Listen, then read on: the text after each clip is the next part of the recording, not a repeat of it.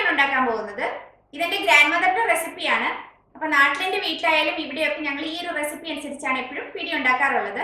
അപ്പൊ അമ്മച്ചിയുടെ പിടിയുടെ റെസിപ്പിയാണ് ഞാൻ ഇന്ന് നിങ്ങൾക്ക് മുന്നിൽ അവതരിപ്പിക്കുന്നത്. അപ്പൊ നമുക്ക് പിടി ഉണ്ടാക്കാനായിട്ട് പോവാം.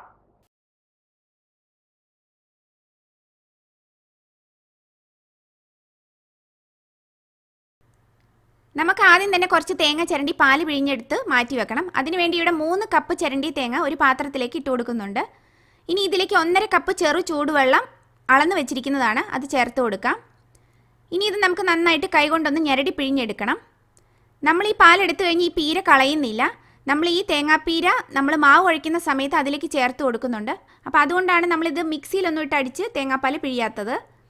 ഇതൊരു 1.5 മിനിറ്റ് നമ്മൾ ഇതുപോലെ കൈകൊണ്ടൊന്ന് ഞെരടി പിഴിഞ്ഞെടുക്കുമ്പോൾ നമുക്ക് പാൽ റെഡിയായി കിട്ടും. ഇപ്പോൾ ഇത് നന്നായിട്ടൊന്ന് ഞെരടി പിഴിഞ്ഞെടുത്തിട്ടുണ്ട്. ഇനി ഇതൊരു അരിപ്പയിലേക്ക് ഇട്ടിട്ടൊന്ന് അരിച്ചെടുക്കണം.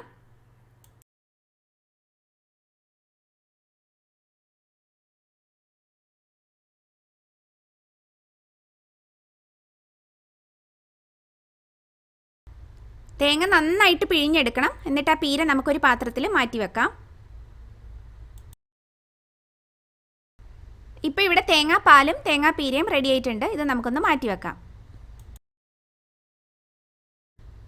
ഇപ്പോൾ ഇവിടെ ഒരു വലിയൊരു പാത്രം അടുപ്പത്ത് വെച്ചിട്ടുണ്ട്. ഇതിനകത്താണ് നമ്മൾ പിടി ഉണ്ടാക്കാൻ പോകുന്നത്. ഇതിനകത്തേക്ക് നമുക്ക് 2 ലിറ്റർ വെള്ളം ഒഴിച്ചു കൊടുക്കാം. 1 ലിറ്റർ വെള്ളം എന്ന് പറയുമ്പം 250 ml കപ്പിന് 4 കപ്പ് വെള്ളമാണ്. അപ്പോൾ ഇത് 8 കപ്പ് വെള്ളമുണ്ട്. ഇനി ഇത് നമുക്ക് സ്റ്റൗ ഒന്ന് ഓണാക്കി കൊടുക്കാം. ഇനി നമുക്ക് കുറച്ച് ഇൻഗ്രീഡിയൻസ് മിക്സിയുടെ ചെറിയ ജാറിലിട്ടിട്ട് ഒന്ന് ഒതുക്കിയെടുക്കണം. ഇത് 2 ടേബിൾ സ്പൂൺ പച്ചമല്ലി, ഇത് കഴുകിയെടുത്തതാണ്. 1 ടീസ്പൂൺ ജീരകം, 1 കുടം വെളുത്തുള്ളി, ഒരു 10-12 എണ്ണം വരും. ഇതിന് പകരം നമുക്ക് ഇത്രയും തന്നെ ചെറിയ ഉള്ളിയും എടുക്കാവുന്നതാണ്. ഇനി ഇതെല്ലാം ഒന്ന് അരച്ചെടുത്തുകൊണ്ട് വരാം. നമ്മൾ നേരത്തെ സ്റ്റൗവിൽ വെച്ചിരുന്ന വെള്ളം ഇപ്പോൾ ചൂടായി വന്നിട്ടുണ്ട്. ഇതിലേക്ക് നമ്മൾ അരച്ചെടുത്തുകൊണ്ട് വന്ന അരപ്പ് ചേർത്ത് കൊടുക്കാം. എന്നിട്ട് നന്നായിട്ടൊന്ന് മിക്സ് ചെയ്ത് കൊടുക്കണം. ഇനി ഇതിലേക്ക് ആവശ്യത്തിനുള്ള ഉപ്പും കൂടി ചേർത്ത് കൊടുക്കാം. ഒരു 1.5 ടീസ്പൂൺ ഉപ്പ് ചേർക്കുന്നുണ്ട്. ഇത് നന്നായിട്ടൊന്ന് ഇളക്കി കൊടുത്തിട്ട് വെള്ളത്തിന് പാകത്തിന് ഉപ്പുണ്ടോന്നൊന്ന് ചെക്ക് ചെയ്ത് നോക്കണം. ഈ വെള്ളം ഉപയോഗിച്ചിട്ടാണ് നമ്മൾ ഇനി മാവൊക്കെ കുഴച്ചെടുക്കാൻ പോകുന്നത്.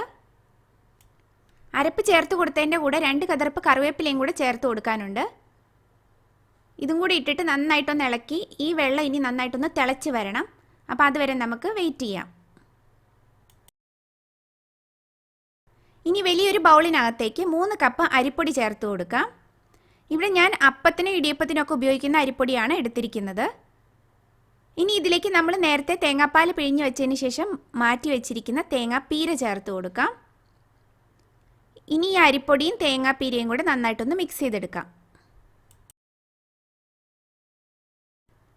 ഇപ്പോൾ ഇവിടെ നമ്മൾ നേരത്തെ തിളപ്പിക്കാൻ വെച്ചിരുന്ന മസാലയൊക്കെ ഇട്ട വെള്ളം നന്നായിട്ട് തിളച്ച് വന്നിട്ടുണ്ട്. ഇനി ഇതിൽ നിന്ന് നമുക്ക് ആവശ്യത്തിന് വെള്ളം ഒഴിച്ചിട്ട് ഈ അരിപ്പൊടി കുഴച്ചെടുക്കാം. ആദ്യം 1 കപ്പ് വെള്ളം ഒഴിച്ചു കൊടുക്കുന്നുണ്ട്. എന്നിട്ട് നന്നായിട്ടൊന്ന് മിക്സ് ചെയ്തെടുക്കാം. ഇനി 2ാമത്തെ കപ്പും വെള്ളം ഒഴിച്ചു കൊടുക്കുന്നുണ്ട്. എന്നിട്ട് നന്നായിട്ട് ഇളക്കി കൊടുക്കാം. 3ാമത്തെ കപ്പും വെള്ളം ഇവിടെ ഒഴിച്ചു കൊടുക്കുന്നുണ്ട്. ഇനി നമുക്ക് നന്നായിട്ട് ഇതൊന്ന് മിക്സ് ചെയ്തിട്ട് പാകത്തിന് വെള്ളം ആയോന്നൊന്ന് ചെക്ക് ചെയ്ത് നോക്കണം. കുറച്ചും കൂടി വെള്ളം ആവശ്യമുണ്ട്. ഒരു 1/4 കപ്പ് വെള്ളം കൂടി നമുക്ക് ഒഴിച്ചു കൊടുക്കാം. നമുക്കിവിടെ ഒരു ഇടിയപ്പത്തിനൊക്കെ കുഴച്ചെടുക്കുന്ന അതേ ഒരു പരുവത്തിനാണ് നമുക്കിത് കുഴച്ചെടുക്കേണ്ടത്. അപ്പോൾ നമ്മൾ എടുക്കുന്ന ഓരോ ബ്രാൻഡ് അരിപ്പൊടിക്കനുസരിച്ച് നമ്മൾ എടുക്കുന്ന വെള്ളത്തിനും വ്യത്യാസം വരാം. ഇപ്പോൾ എനിക്കിപ്പോൾ ഇവിടെ ഒരു 3.25 കപ്പ് വെള്ളമാണ് ആവശ്യമായിട്ട് വന്നത്. ഇപ്പോൾ ഇവിടെ നമുക്ക് മാവ് പിടിച്ച് നോക്കുമ്പോൾ മനസ്സിലാവും വെള്ളമൊക്കെ കറക്റ്റായിട്ട് വന്നിട്ടുണ്ട്. നമുക്ക് ഉണ്ടയൊക്കെ ഉരുട്ടാൻ പാകത്തിന് നന്നായിട്ട് വന്നിട്ടുണ്ട്. ഇനി ഇത് നമുക്ക് ചൂടോടുകൂടി തന്നെ നന്നായിട്ടൊന്ന് കുഴച്ചെടുക്കണം. ഇപ്പോൾ ഇവിടെ തിളച്ചുകൊണ്ടിരിക്കുന്ന വെള്ളം നമുക്കൊന്ന് അടച്ച് വെച്ചിട്ട് സ്റ്റൗ ഓഫ് ചെയ്ത് കൊടുക്കാം. ഇനി ഇതങ്ങനെ ഇരിക്കട്ടെ. ഇനി നമുക്ക് മാവ് നല്ല ചൂടോടുകൂടി തന്നെ ഒന്ന് കുഴച്ചെടുക്കാം. ചൂട് കൂടുതലുണ്ടെങ്കിൽ നമുക്ക് ഇടയ്ക്ക് വേണമെങ്കിൽ കുറച്ച് തണുത്ത വെള്ളത്തിലൊന്ന് കൈ മുക്കി കൊടുത്താൽ മതി. അപ്പോൾ കുഴയ്ക്കാൻ എളുപ്പമുണ്ടാവും. ഇതൊരു 2-3 മിനിറ്റ് നേരം നമുക്ക് നന്നായിട്ടൊന്ന് കുഴച്ചെടുക്കാം. ഇപ്പോൾ ഇവിടെ നമ്മൾ മാവ് നന്നായിട്ട് കുഴച്ചെടുത്തിട്ടുണ്ട്. ഇനി ഇത് നമുക്ക് ചെറിയ ഉരുളകളാക്കി ഉരുട്ടിയെടുക്കാം. ഇപ്പോൾ ഇവിടെ ഈ കാണുന്ന പോലെ ചെറിയ ചെറിയ ഉരുളകളായിട്ടാണ് നമ്മളിനി ഈ മാവെല്ലാം ഉരുട്ടിയെടുക്കാൻ പോകുന്നത്.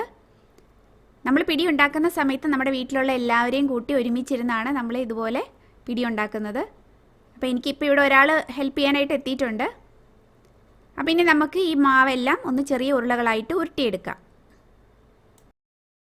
ബാക്കി ഇരിക്കുന്ന മാവ് നമുക്ക് എപ്പോഴും ഒന്ന് അടച്ചു വെച്ച് കൊടുക്കാം. ഇതുപോലെ അരിപ്പൊടി ഈ ഉണ്ടകളുടെ മേലെ കുറേശ്ശെ വെതറിയിട്ട് കൊടുക്കാം, തമ്മിൽ ഒട്ടാതിരിക്കാനായിട്ടാണ്. അപ്പം നമ്മൾ ഇനിയും കൂടുതൽ ഉണ്ട ഉരുട്ടി വരുന്നതിനനുസരിച്ച് ഇതുപോലെ ഇടയ്ക്കിടയ്ക്കൊന്ന് വെതറിയിട്ട് കൊടുത്താൽ മതി.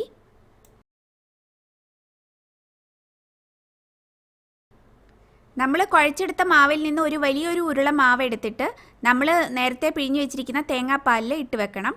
എന്നിട്ട് ബാക്കിയുള്ള മാവാണ് നമ്മൾ ചെറിയ ഉരുളകളാക്കി ഉരുട്ടിയെടുക്കേണ്ടത്.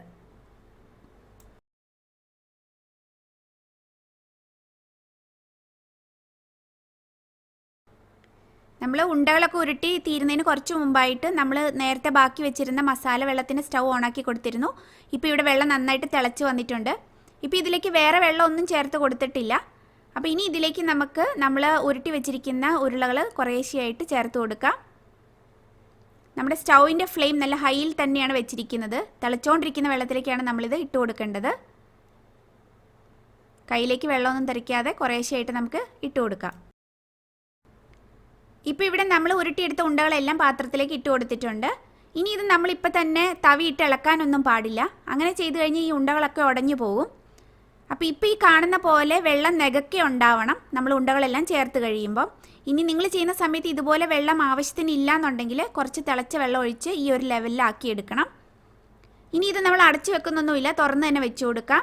വെള്ളം നന്നായിട്ടൊന്ന് തിളച്ച് വരട്ടെ. വെള്ളം തിളച്ച് വരുന്നവരെ സ്റ്റൗവിൻ്റെ ഫ്ലെയിം ഹൈയിൽ തന്നെ വെച്ച് കൊടുക്കുകയും വേണം. ഇപ്പോൾ ഇവിടെ ഇത് നന്നായിട്ട് തിളച്ച് വന്നിട്ടുണ്ട്. ഇനി നമുക്ക് ഫ്ലെയിം ഒരു മീഡിയത്തിലേക്ക് ആക്കി കൊടുക്കണം. അപ്പം നമ്മൾ ഇതിൻ്റെ കണ്ടീഷൻ നോക്കി ഫ്ലെയിമിൻ്റെ ഇതൊക്കെ അഡ്ജസ്റ്റ് ചെയ്ത് കൊടുത്തേക്കണം, ഇല്ലെങ്കിൽ ഇത് അടിക്ക് പിടിച്ച് പോകും. ഇനി ഇതൊരു 5 മിനിറ്റ് നേരം ഇങ്ങനെ ഒന്ന് തിളച്ചതിന് ശേഷമാണ് നമ്മളിത് ഇളക്കിയിട്ട് കൊടുക്കാൻ പോകുന്നത്. അപ്പം നമുക്ക് വെയിറ്റ് ചെയ്യാം. ഇപ്പോൾ ഇവിടെ ഇത് തിളച്ച് തുടങ്ങിയിട്ട് ഒരു 5 മിനിറ്റ് സമയമായി. ഇനി നമുക്കിതൊന്ന് ഇളക്കിയിട്ട് കൊടുക്കാം. അപ്പോൾ ഒരു തടിത്തവിയുടെ ഒരു അറ്റം വെച്ചിട്ട് നമുക്കിത് പതുക്കെ ഒന്ന് ഇളക്കിയിട്ട് കൊടുക്കാം. ഉടഞ്ഞു പോവാതെ ഇളക്കണം. ഇപ്പോൾ ഇത് കുറച്ച് നല്ല തിക്കായി വെള്ളമൊക്കെ ഒന്ന് കുറുകി തുടങ്ങിയതുകൊണ്ട് ഇനി ഞാൻ എൻ്റെ ഒരു വലിയ ബർണർ ആയതുകൊണ്ട് അതിൻ്റെ ലോ ഫ്ലെയിമിലേക്ക് വെച്ച് കൊടുക്കുകയാണ്. എന്നാലും അതിന് നല്ല ചൂട് തന്നെയാണ്. അപ്പോൾ നമ്മളിതുപോലെ ഫ്ലെയിമൊക്കെ അഡ്ജസ്റ്റ് ചെയ്ത് കൊടുക്കണം. ഇനി ഇതൊരു 10 മുതൽ 15 മിനിറ്റിനകം ഇത് വെന്ത് വരും. അപ്പോൾ അതുവരെ ഇടയ്ക്കിടയ്ക്ക് 5 മിനിറ്റ് കൂടുമ്പോൾ നമുക്ക് ഇതുപോലെ ഇളക്കിയിട്ട് കൊടുക്കാം. ഇപ്പോൾ ഇവിടെ ഇത് തിളച്ച് തുടങ്ങിയതിന് ശേഷം മൊത്തം ഒരു 15 മിനിറ്റ് സമയമായി. ഇപ്പോൾ ഇത് ഏകദേശം വെന്തിട്ടുണ്ടാവും. നമുക്കിത് ഒരു ബോൾ എടുത്തിട്ട് ഇതുപോലെ ഒരു സ്പൂണും കൊണ്ടൊന്ന് കട്ട് ചെയ്ത് നോക്കാം. അപ്പോൾ ഇതിൻ്റെ ഉൾഭാഗം വെന്തോന്ന് നമുക്കൊന്ന് ചെക്ക് ചെയ്ത് നോക്കണം. അപ്പോൾ ഇതിൻ്റെ ഉൾഭാഗം ഇപ്പോൾ നമുക്ക് കണ്ടാൽ മനസ്സിലാവും ഇത് വെന്തിട്ടുണ്ട്. വെന്തിട്ടില്ലെങ്കിൽ ഇതിൻ്റെ ഉള്ളിൽ ആ പച്ച മാവായിട്ട് ഇരിപ്പുണ്ടാവും. അപ്പം നമ്മളിങ്ങനെ വെന്തോന്നൊന്ന് ചെക്ക് ചെയ്തിട്ട് വേണം നമ്മളിനി പാലൊഴിച്ച് കൊടുക്കാനായിട്ട്. ഈ സമയത്ത് നമ്മൾ തേങ്ങാപ്പാലിൽ ഒരു ഉരുള മാവ് ഇട്ട് വെച്ചിരുന്നു. അത് നന്നായിട്ടൊന്ന് മിക്സ് ചെയ്തെടുക്കണം. നമുക്ക് കൈകൊണ്ട് ഇത് നന്നായിട്ടൊന്ന് മിക്സ് ചെയ്തെടുക്കാം. ഇനി നമ്മൾ റെഡിയാക്കി വെച്ചിരിക്കുന്ന തേങ്ങാപ്പാൽ ഇതിലേക്ക് ഒഴിച്ചു കൊടുക്കാം. നമ്മൾ സ്റ്റൗവിൻ്റെ ഫ്ലെയിം ഏറ്റവും ലോയിലാണ് വെച്ചിരിക്കുന്നത്. അതിനി കൂട്ടി കൊടുക്കുകയൊന്നും വേണ്ട, ചെറിയ തീയിൽ തന്നെ വെച്ചിരുന്നാൽ മതി. ഇനി ഇത് തടിത്തവി വെച്ചിട്ട് നമുക്ക് പതുക്കെ ഒന്ന് ഇളക്കി കൊടുക്കണം. എല്ലാം നന്നായിട്ടൊന്ന് മിക്സ് ചെയ്തെടുക്കാം. ഇപ്പോൾ ഇവിടെ നന്നായിട്ടൊന്ന് മിക്സ് ചെയ്തെടുത്തിട്ടുണ്ട്. ഇപ്പോൾ നമ്മൾ തേങ്ങാപ്പാലൊക്കെ ഒഴിച്ച് കഴിഞ്ഞപ്പോഴത്തേക്കും ചാറൊക്കെ നല്ല തിക്ക് ആൻഡ് ക്രീമി ആയിട്ട് വന്നിട്ടുണ്ട്. അപ്പോൾ ഇത് ഇപ്പം തന്നെ ഇവിടെ പതുക്കെ ചെറുതായിട്ട് തിളച്ച് തുടങ്ങിയിട്ടുണ്ട്. അപ്പോൾ ഇനി ഇത് ഒരു 1-2 മിനിറ്റ് ഇതുപോലെ ചെറിയ തീയിലൊന്ന് ഇരിക്കട്ടെ. ഇപ്പോൾ ഇവിടെ ഒരു 1-2 മിനിറ്റ് കഴിഞ്ഞിട്ടുണ്ട്. നമ്മുടെ പിടി ഇവിടെ റെഡിയായി. ഇനി നമുക്ക് സ്റ്റൗ ഓഫ് ചെയ്ത് കൊടുക്കാം. ഇനി ഇതൊന്ന് ഒന്ന് ആറിക്കഴിയുമ്പോൾ നമുക്ക് ഇതൊരു പ്ലേറ്റിലേക്ക് സെർവ് ചെയ്യാം.